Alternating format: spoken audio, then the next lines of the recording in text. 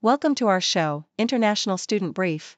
Today, we have some important news for U.S. citizens living in Canada as Democrats abroad. Canada is advising them to vote electronically to avoid potential postal delays. With a possible postal strike on the horizon, using private couriers or electronic options could be the key to ensuring your vote counts in the upcoming presidential election. In other news, the University of New South Wales has just landed its largest donation ever, an impressive $25.9 million from Swire Group. This funding will significantly support cervical screening and treatment for women in the Pacific, showcasing how philanthropy is stepping up as government funding declines. It's a transformative moment for UNSW and a big win for women's health. Lastly, we dive into the struggles faced by international students in Australia as they navigate a challenging housing market. With rising costs and limited affordable options, many students are finding themselves in tough living situations. Calls for more purpose-built student accommodations are growing louder, but local opposition continues to hinder progress. The need for solutions is more urgent than ever. Please stay tuned for more detailed coverage. CBC reports that U.S. citizens residing in Canada are being urged to vote electronically if possible, as the Democratic group Democrats Abroad Canada raises concerns over potential postal strikes affecting mail-in ballots. With hundreds of thousands of eligible voters across the border, the group emphasizes the importance of timely ballot submission. Jacob Wesicki, the executive vice chair, highlights that while many ballots have already been sent and received, those mailed recently may face delays. The looming postal worker strike adds urgency to their advice, suggesting that voters consider private couriers like UPS or FedEx for ballot delivery. With the presidential election approaching, every vote counts, especially in a tight race between Democratic nominee Kamala Harris and Republican candidate Donald Trump. The Sydney Morning Herald highlights the University of New South Wales, UNSW, securing its largest ever donation of $25.9 million from Swire Group, aimed at supporting cervical screening and treatment for over 130,000 women in the Pacific. This groundbreaking donation will empower UNSW's Kirby Institute to collaborate on eliminating cervical cancer, which disproportionately affects women in the region. Vice-Chancellor Attila Brungs emphasizes the transformative nature of this funding, as universities increasingly rely on philanthropy amid declining government support.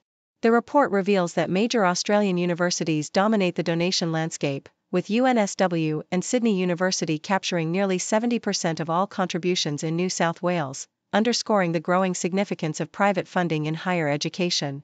Australian Broadcasting Corporation delves into the struggles faced by international students in Australia, caught between soaring rental prices and inadequate housing options. Raj, an international student, recounts his challenging experience finding affordable accommodation upon arrival, illustrating the broader issue of the housing crisis exacerbated by a surge in migrants post-COVID. With only a fraction of the rental market dedicated to student housing, many students are forced into overcrowded and unsatisfactory living conditions. The report highlights the urgent need for purpose-built student accommodation and emphasizes the vulnerabilities of international students who often lack knowledge of local rental laws. As the government seeks to address the housing crisis, the complexities of new housing developments, such as a proposed student accommodation project near UNSW, reveal the challenges involved in balancing community concerns with the pressing demand for student housing.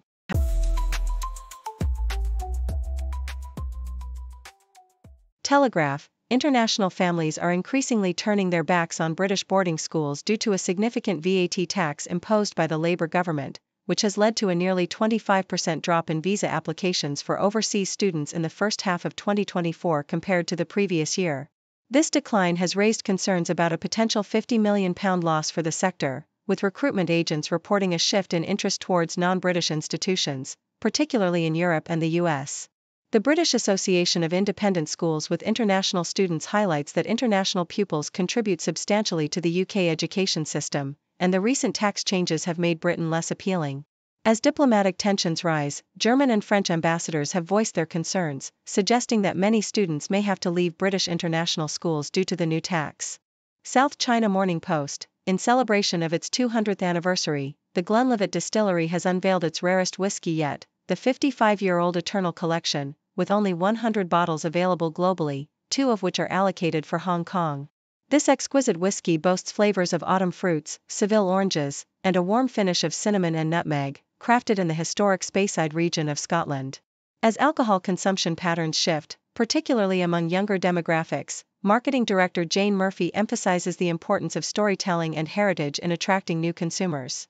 The whiskey's release coincides with Hong Kong's plans to abolish its 100% tax on imported spirits, promising to make these exclusive bottles more accessible. The Australian Broadcasting Corporation, in response to recent tragedies involving international students drowning while rock fishing, community safety courses are being launched in Sydney to educate culturally and linguistically diverse (CALD) groups about the risks associated with this popular Australian pastime.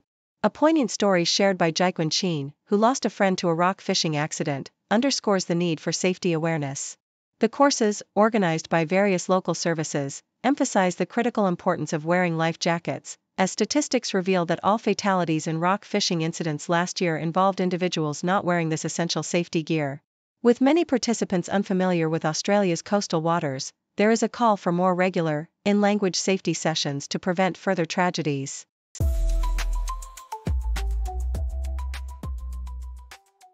Australian Broadcasting Corporation reports that Australia's universities are bracing for significant job cuts, with over 1,000 workers potentially facing layoffs due to proposed caps on international student enrolments set to take effect next year.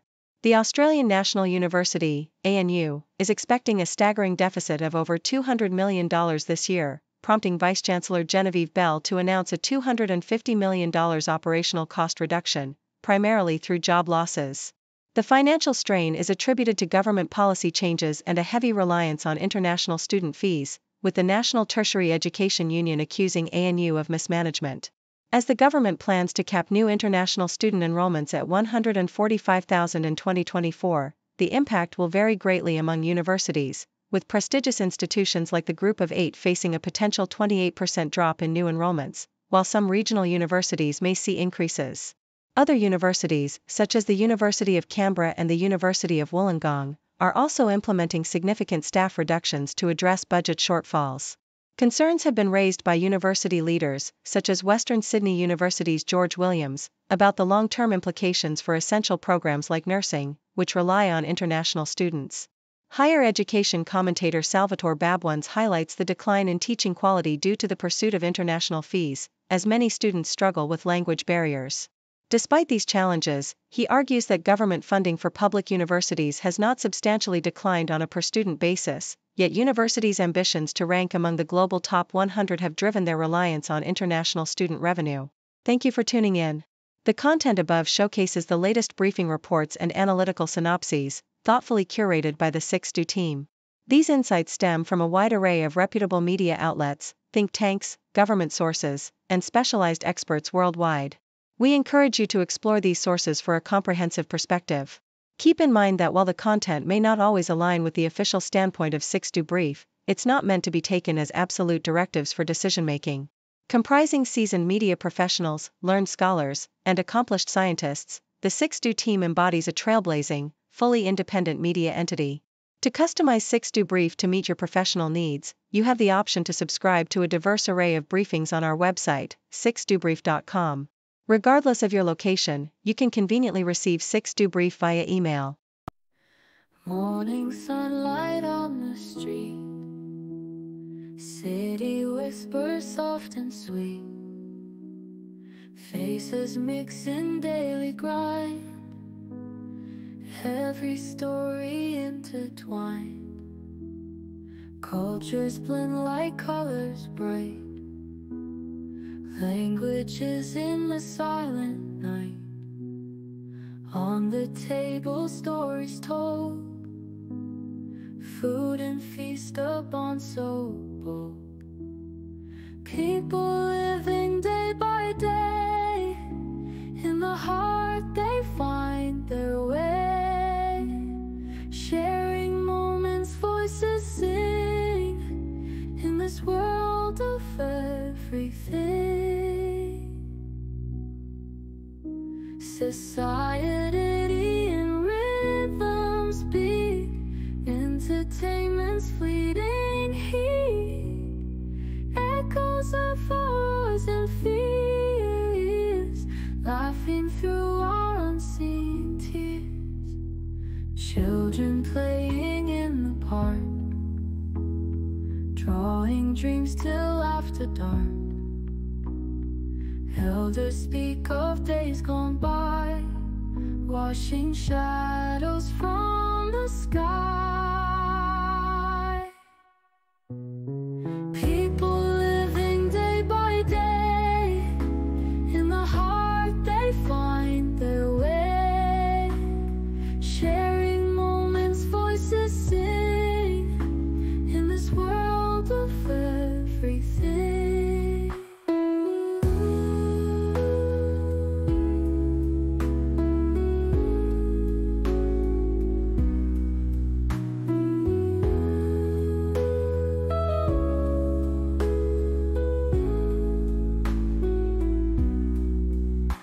Society